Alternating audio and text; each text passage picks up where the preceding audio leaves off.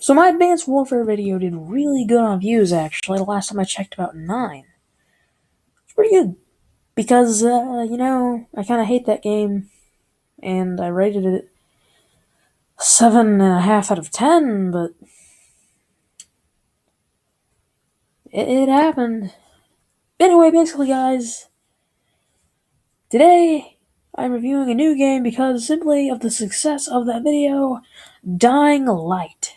Now, if you've seen gameplay of this game, it will seem very familiar to a game that came out in 2011 called Dead Island. That is because this game was originally supposed to be the sequel to that game. But the developers kind of had a big fight over whether they should take the game seriously or go with a full-on, just goofy, stupid approach. So they kind of split in half, and this is the serious one. The goofy one is Dead Island 2. Creative names, I know, right? So, it basically follows the same exact engine as Dead Island, but it's just has more flow, and they added a parkour system to it. And it's kind of good, actually. I mean, I wasn't a giant fan of the Dead Island games, but I could say that I at least enjoyed them a little bit. I guess. Anyway, I'm going to be going on a new review system where I take the 4 most important things of a game, rate them on a scale of 0 to 2.5, and then just add the scores all together. And then bam, that's our 1 out of 10. So, first, those things are gameplay, story, graphics, and the number of and the amount of time you're gonna get out of the game. I don't know where I was going with that sentence. The amount of time you'll get out of the game. That was the last point. Okay. So, without further ado, the gameplay. Whoa, this game is a lot of fun. Basically, just like I said, imagine Dead Island, but super smooth. Everything is really crisp. The game's just 10 times better. That's it. It's just a lot better.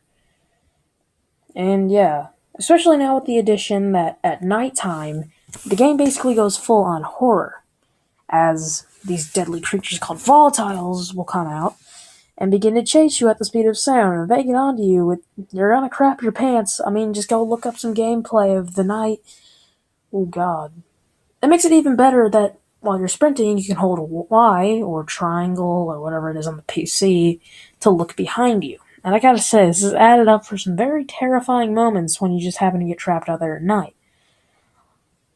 Luckily, there are a couple safe houses or the main hub area called the tower that you can go to in case you're trapped outside at night or you need to get to bed before it is nighttime. Because trust me, the last thing you ever want to do in this game is get trapped out in nighttime. You don't want to do it. Now, my only real complaint about the gameplay is that, well, the parkour at first isn't that great.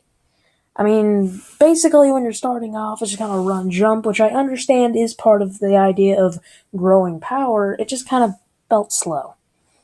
The game kind of picked up gradually, but eh. Anyway, yeah. To put it straight, the game has really good side quests. I mean, they are just kind of go get this, go do that, but they're really fun. And actually, some of the best side quests I've ever played in the game. And the zombies are pretty smart. And at first, you get that horror of, oh my god, it's not going to be one of these games, where at first your weapons are basically useless and they feel like twigs over the head of a zombie. They just aren't good at first. You feel weak when you start off the game. But you get stronger. The gameplay of this game gets a 2.5 out of 2.5.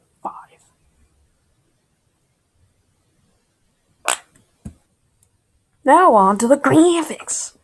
Honestly, I should probably do the graphics first. I should have done them first because I feel like they're the least important, or maybe just kind of deduct a point from the overall rating of the graphics. Because, I don't know, the game doesn't have to have good graphics to be good. Does it? Oh, my bad. Sorry, Call of Duty players. I offended you. My bad. To put it like this game is absolutely beautiful. I have nothing else to say. I'll count in soundtrack and sound with the graphics because I didn't put another place for them, and both of which are freaking great. The soundtrack in this game is absolutely amazing, and it definitely fits with whatever you're trying to do. Got that kind of sound you're just going through the city at daytime, and at night you get that kind of type feeling. I gotta say, sometimes the music in this game was the scariest part about it. And the sound effects, the first time you plunge a wrench into the head of a zombie, ooh, you feel it, man. You can feel it. And the graphics themselves in this game are breathtaking. They're excellent. Probably the prettiest game I've ever played, to be honest. I don't know. Far Cry 4 is pretty nice looking.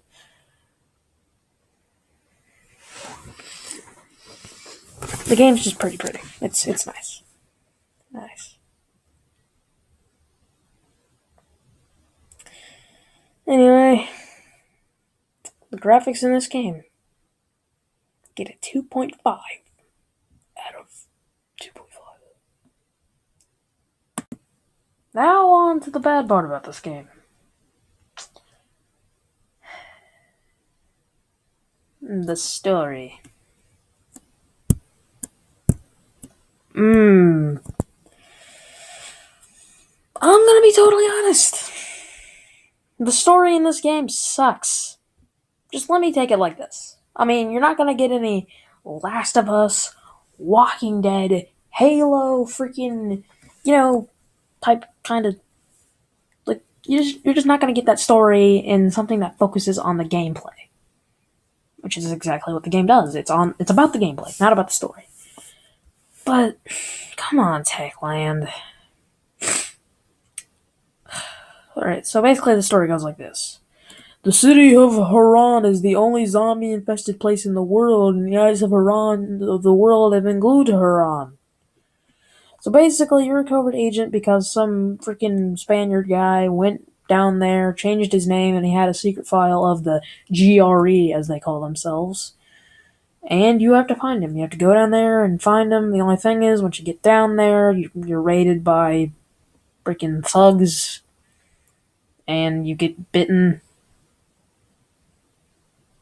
You get saved, and the girl's brother dies, and it pulls the stereotype of she really likes you and all that crap, and it's kind of a little bit sexy, but no, she's not that attractive. She has like a dreadlock thing going. But anyway, the plot sucks.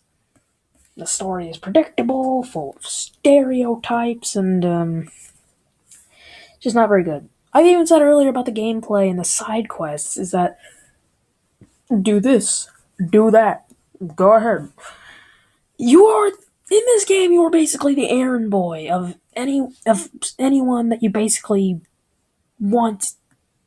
Yeah, anyone that you want something from, you're an errand boy. You get all the errands now, and you even started off the game being an errand boy. Like you literally started the game like you need to get the file. You're gonna do it, or I'ma kill you.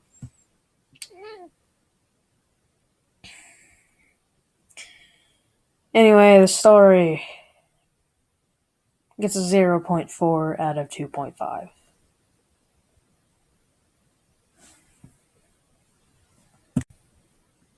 Now, the amount of time you're going to be getting out of this game is good. That's all I have to say. It's good. It's very, very, very, very, very, very, very, very good.